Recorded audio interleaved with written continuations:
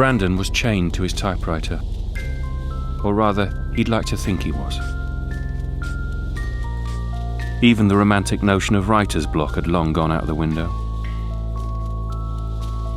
In truth, Brandon let his typewriter collect dust as he spent his waking hours hunched over his laptop, a cursor blinking back at him. The blank screen gave him more nightmares than a blank sheet of paper. Paper you can tear, paper you can scrawl on, paper you can make a million notations on in red.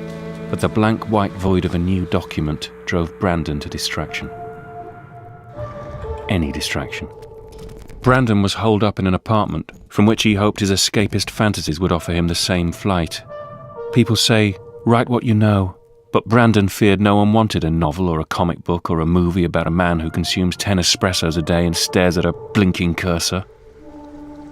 A coffee break for Brandon was not drinking coffee. But did anyone want to see a monster movie with a creature consisting of fair trade beans? Probably not. Even so, Brandon would break up the daily process of not writing by making coffees with his espresso machine. Loading the pods was the highlight of his day. He imagined that they were messages from Mission Command, that he was an astronaut in a space station of procrastination, and these coffee pods contained vital information from ground control. Sadly, this was not the case. Brandon was a daydreamer at school and would frequently be told off when staring out of the window. Now he was older and there were no teachers checking on him. He could look out of his window all day long, and he did. Looking out of the window was now the main skill on his resume. He knew there was a world out there, but he knew he had to come up with a more exciting one in his mind. The great sci-fi writers were amazing world builders. But all Brandon's attempts to find new exciting lands were beset by snowstorms and detours into a horrible void, the blinding white void of his laptop screen. Long drives looking for inspiration would send him in narrative circles.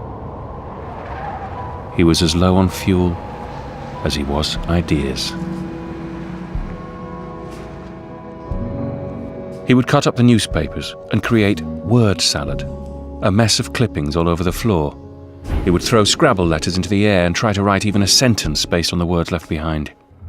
All this produced were a lot of hard-to-pronounce characters. Was Sergeant Kaffenfumpf going to be a popular comic book character? No.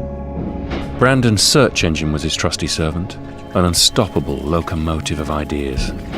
But even this seemed to have crashed. Brandon would often flick through his thesaurus, but in truth, he liked saying thesaurus more than he actually used it. It conjured images of awesome dinosaurs made of words and synonyms. Could they be monsters in his story? A stampede of prehistoric thesauri. It wasn't exactly Michael Crichton, was it? The random interjections had to work sometime. He had to do something, anything, to break the dam in his brain. An infinite number of monkeys were out there somewhere coming up with Shakespeare and kicking his arse. His phone was always just within reach, of course, a tempting diversion of endless trivia and avian catapulting. But it was a long time since it had been used for its original function. A long time since he had rung out, and even longer since someone had rung him. His publisher, his girl, his mother had all given up on him. The only times it vibrated were when a train went past. He didn't even hear his own voice that much anymore. A dictaphone lay next to his computer, but the ideas that he'd left on there, blinking zero. The legal pad was bare too, no scribbles in black. It was just yellow, lined, and no more. Maybe 11 espressos would do the trick. 12? What about 13? 13 was unlucky for Brandon. On that fateful 13th espresso, Brandon blacked out. Or should that be browned out? Brandon passed out in a puddle of his own caffeine intake, hunched over his laptop, his head pressed against the keys. And then the dreams came. That night, Brandon saw dark creatures coming to get him. Or was he chasing himself? Even his dreams were murky. He imagined drowning in his own espresso. A shallow way to die, but a rich, caramelly one too. And then he was awake. Wasn't he? He knew he'd been out for a long time. The sun was upon him. That only happened once a morning. 10:30 a.m. was when the shadow of the window pane would fall across his table. He called this Dracula o'clock. But today, the hour of the vampire felt different. Very different. For today, there was text on his screen. Text that must have been written while his face was pressed against the keys. But it was too good. Too eloquent. Could he have written it himself in the midst of a black coffee blackout? Not only that, his dictaphone was blinking, but with a much higher number than 0. He didn't remember leaving all those ideas, nor did he remember drawing the creature on his notepad. Was Brandon still a slave to his writer's block, or had something burst the dam while he was asleep? This was all one big question mark, and in his own handwriting. He didn't remember the scrawlings, the scribblings, or the ramblings.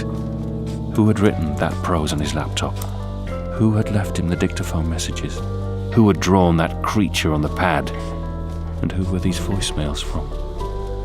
Brandon looked out of the window, but this morning everything felt different.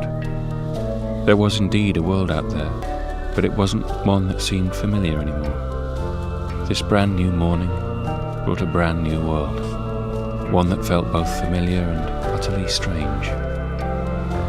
Brandon asked himself some questions. Was his world building without him? Was he in control of his own creations?